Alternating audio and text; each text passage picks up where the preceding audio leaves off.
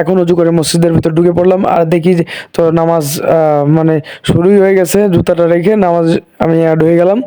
So নামাজ পড়ে তারপর হচ্ছে এখানের সৌন্দর্যটা তোমাদেরকে আমি আস্তে আস্তে বসে ক্যামেরায় দেখাচ্ছি।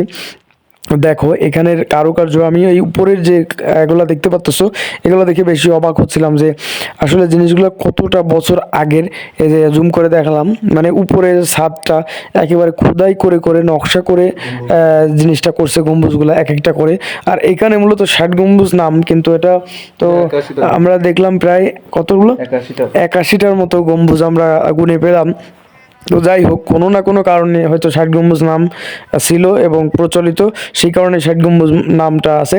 আর ওর ভিতরে আসলে নতুন করে একটু রং করছে, কিন্তু সেই পুরনো ছাপ কিন্তু রয়ে গেছে।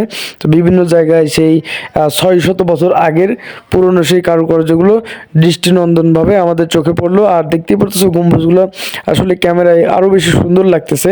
সো এখানে কিন্তু ওইভাবে আলোর ব্যবস্থা নাই, আর এখন রাত্রে এজন্য অফ করা মনে হয়। তো তারপরেও ক্যামেরায় যতটুকু দেখানো যাচ্ছে আসলে অনেক বেশি সুন্দর।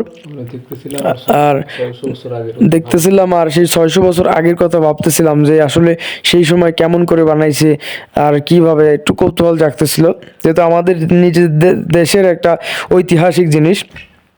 পরে আর কি ক্যামেরা বন্দি করে নিয়েছিলাম। আসলে জিনিসটা সবসময় তো আসার সুযোগ হয় না।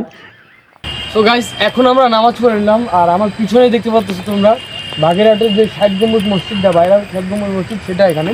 আর উপরে দেখো গাইস, ঠিক উপরে কাচির মতো একটা চিকুন চান উঠছে। আর এই মসজিদে এশার সালাদটা আদায় করে নিলাম।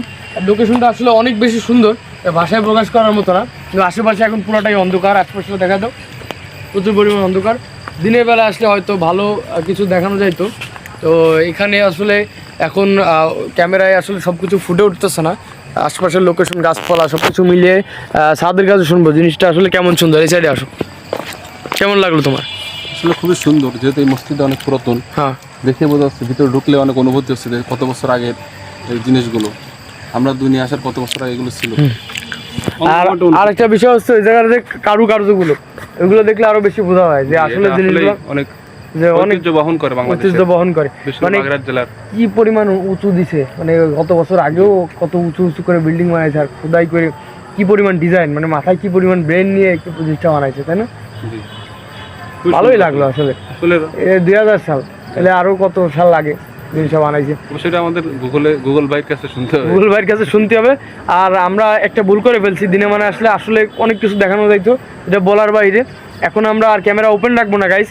তো ভিডিও ফুটেজ তোমরা যা দেখছো এটা আসলে অনেক হয়ে গেছে রাত্রের অনুযায়ী। আমাদের এখন মারবে, এখানে নাকি তালা লাগাই দিবে। তো আরেকদিন ইনশাল্লাহ আসবো সময় করে দিনের বেলায়, তো তখন ইনশাল্লাহ দেখা হবে।